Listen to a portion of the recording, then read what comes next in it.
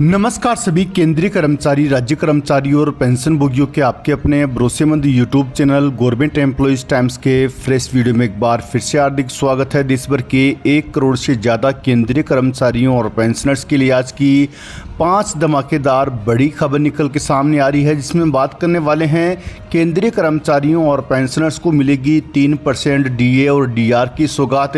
साथ ही मिलेगा 3 महीने का बकाया डीए एरियर। ऐलान की तारीखें हुई हैं फिक्स। साथ में बात करेंगे ओल्ड पेंशन स्कीम और एनपीएस के खिलाफ आक्रोश। मार्च 26 को सभी जिला मुख्यालयों पर होगा प्रदर्शन। केंद्रीय कर्मचारी, राज्य कर्मचारी और पेंशन भोगी ध्यान दें।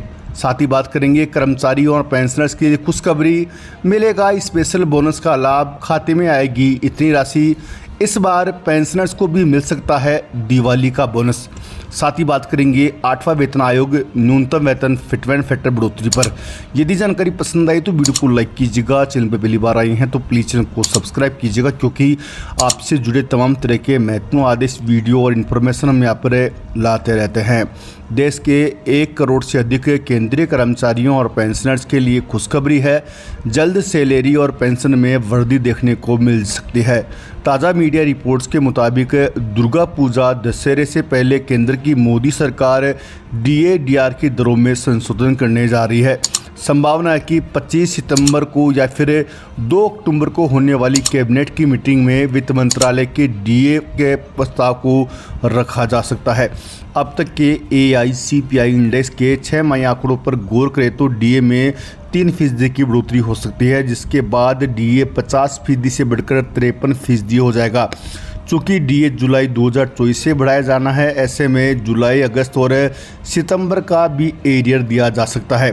कैबिनेट से मंजूरी मिलने के बाद वित्त मंत्रालय द्वारा डीए के संबंध में आदेश जारी किए जाएंगे। यह बढ़ोतरी 7वें पे कमीशन के तहत की जाएगी, हालांकि अभी आधिकारिक पुष्टि होना बाकी है। दरअसल केंद्र सरकार साल में 2 बार केंद्रीय कर्मचारियों और पेंशनर्स का डीए और डीआर की दरों में संशोधन करती है, जो एआईसीपीआई इंडेक्स के 6 माही आंकड़ों पर निर्भर करता है। यह बढ़ोतरी जनवरी जुलाई से होती है। जनवरी 2024 से 4% डीए बढ़ाया गया था, जिसके बाद डीए 46% से बढ़कर 50% पर पहुंच गया था। अब अगला डीए जुलाई 2024 से बढ़ाया जाना है, जिसका केंद्रीय कर्मचारी और पेंशनर्स बेसब्री से इंतजार कर रहे हैं।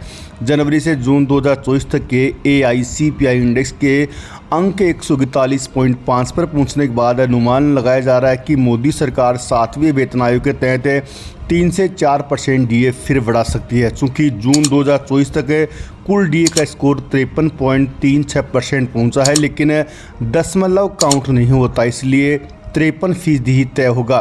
4% डीए बढ़ोतरी की संभावना न्यून है। वर्तमान में किसी कर्मचारी की बेसिक सैलरी 55,200 रुपये है तो उसे 27,600 रुपये डीए मिलता है। डीए 53% हो जाने के बाद इस कर्मचारी को 29,256 रुपये डीए के रूप में मिलेंगे। कर्मचारी की बेसिक सैलरी 30,000 रुपये है तो उसे 15,000 रुपये महंगाई भत्ता मिलता है। वहीं 53% डीए होने पर 16,900 रुपये डीए के रूप में मिलेगा।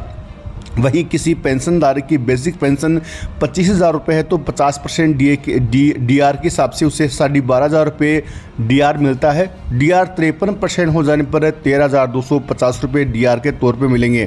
मान लीजिए किसी कर्मचारी का मूल वेतन 18,000 रुपये है तो 54% महंगाई भत्ते के हिसाब से उसके वेतन में हर माह 720 रुपये बढ़ जाएंगे, यानी सालाना 9,720 रुपये का लाभ होगा। वहीं 52,000 रुपये की बेसिक सैलरी मिलती है तो 54% महंगाई भत्ते के हिसाब से हर माह 2,080 रुपये का फ़ायदा होगा और सालाना 28,080 रुपये का फ़ायदा देखने को मिलेगा। वहीं आपको जानकारी के लिए बता दें कि केंद्रीय कर्मचारियों और पेंशनर्स की एक और बड़ी खबर निकल के सामने आ रही है उनकी पेंशन को लेकर। जी हाँ, national movement for old pension scheme यानी एनएमओपीएस की रविवार को राष्ट्रीय कार्यकारिणी की दिल्ली में हुई बैठक में पुरानी पेंशन बहाली का मुद्दा छाया रहा। लंबे समय से केंद्रीय कर्मचारी संगठन पुरानी पेंशन बहाली की मांग केंद्र सरकार से कर रहे थे, लेकिन केंद्र सरकार के द्वारा यूपीएस केंद्रीय कर्मचारियों को थमा दी गई है। अब ये तय किया गया है कि 26 सितंबर को देश के सभी जिला मुख्यालयों पर यूपीएस और एनपीएस के खिलाफ आक्रोश मार्च किया जाएगा। संगठन के राष्ट्रीय अध्यक्ष विजय कुमार बंधु ने बताया कि पुरानी पेंशन बहाली के लिए शिक्षक कर्मचारी आर पार की लड़ाई के लिए तैयार है।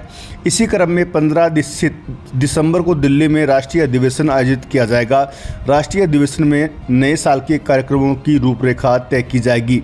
बैठक में यह भी तय हुआ कि विधानसभा चुनाव वाले राज्यों हरियाणा, महाराष्ट्र, दिल्ली, जम्मू कश्मीर और झारखंड में वोट फॉर ओपीएस अभियान चलाया जाएगा। राष्ट्रीय महासचिव स्थित प्रज्ञा ने बताया कि बैठक में छत्तीसगढ़ में आंदोलन को आगे बढ़ाने के लिए राष्ट्रीय सचिव परमानंद ढेरिया को छत्तीसगढ़ का प्रभारी और विजेंद्र धारीवाल को चंडीगढ़ का प्रभारी बनाया जाएगा। वहीं आपको जानकारी के लिए बता दें कि केंद्रीय कर्मचारी और पेंशनर्स के लिए एक और बड़ी खुशखबरी निकल के सामने आ रही है उनके बोनस को लेकर। लंबे समय से केंद्रीय कर्मचारियों को बोनस मिलता रहा है, लेकिन इस बार कर्मचारियों के साथ साथ पेंशनर्स को भी बोनस दिए जाने की डिमांड उठ रही है। आपको जानकारी के लिए बता दें कि केंद्रीय कर्मचारियों को दिवाली मनाने के लिए सरकार की तरफ से साल में एक बार बोनस दिया जाता है। इस बार केंद्रीय कर्मचारी संगठन और पेंशनर समाज द्वारा मांग उठाई जा रही है कि लाखों पेंशनर्स हैं उन्हें भी बोनस दिया जाए, क्योंकि उन्हें भी सम्मानपूर्वक जीवन जीने का हक है और दिवाली से पहले उन्हें भी बोनस का लाभ प्रदान किया जाए। तो इसको लेकर वित्त मंत्रालय को पत्र लिखा गया है। जल्द इस संबंध में बड़ी खबर मिल सकती है। वहीं केरल के लाखों सरकारी कर्मचारियों और पेंशनर्स के लिए खुशखबरी है। राज्य की पिनराई विजयन सरकार ने आगामी ओणम त्यौहार को देखते हुए राज्य के 13 लाख सरकारी कर्मचारियों को स्पेशल बोनस देने की घोषणा की है। इसके तहत कर्मचारियों को बोनस के तौर पर 4,000 रुपये दिया जाएगा। इसके साथ ही अंशदायी पेंशन योजना के तहत सेवा पेंशन भोगियों और कर्मचारियों को 1,000 रुपये का विशेष त्योहार भत्ता भी दिया जाएगा। 11 सितंबर से करीब 26 लाख भारतीयों के खाते में स्पेशल बोनस ट्रांसफ़र की जाएगी। बाकी लोग सहकारी बैंकों के माध्यम से घर पर अपनी पेंशन प्राप्त कर सकते हैं। वहीं आपको जानकारी के लिए बता दें कि टाइम्स ऑफ इंडिया की एक रिपोर्ट के मुताबिक केरल के वित्त मंत्री के.एन. बालागोपाल ने कहा है कि राज्य सरकार कर्मचारियों को 4,000 रुपये का स्पेशल बोनस देगी। जो लोग बोनस के पात्र नहीं हैं उन्हें इसके बजाय 2,750 रुपये का स्पेशल फेस्टिवल अलाउंस दिया जाएगा। इसके अलावा अंशदायी पेंशन योजनाओं में नामांकित कर्मचारी सदस्यों को 1,000 रुपये का फेस्टिवल बोनस दिया जाएगा। वहीं आपको जानकारी के लिए बता दें कि केंद्रीय कर्मचारियों और पेंशनर्स की सैलरी और पेंशन में संशोधन के लिए जल्द केंद्र सरकार के द्वारा 8वें पे कमीशन को लेकर बड़ा ऐलान किया जा सकता है। लंबे समय से केंद्रीय कर्मचारी अपनी सैलरी और पेंशन में संशोधन की मांग केंद्र सरकार से करते आ रहे हैं। तो उसी के मद्देनज़र दिवाली से पहले केंद्र की नरेंद्र मोदी सरकार के द्वारा देश भर के 1 करोड़ से ज़्यादा केंद्रीय कर्मचारियों और पेंशनर्स की सैलरी और पेंशन में संशोधन हेतु 8वें पे कमीशन के गठन का ऐलान किया जा सकता है। यदि सरकार 8वें पे कमीशन का गठन करती है तो 1 जनवरी 2026 से देश भर के 52 लाख से ज़्यादा केंद्रीय कर्मचारी और 68 लाख से अधिक पेंशन भोगियों की सैलरी और पेंशन में संशोधन होने की संभावना है।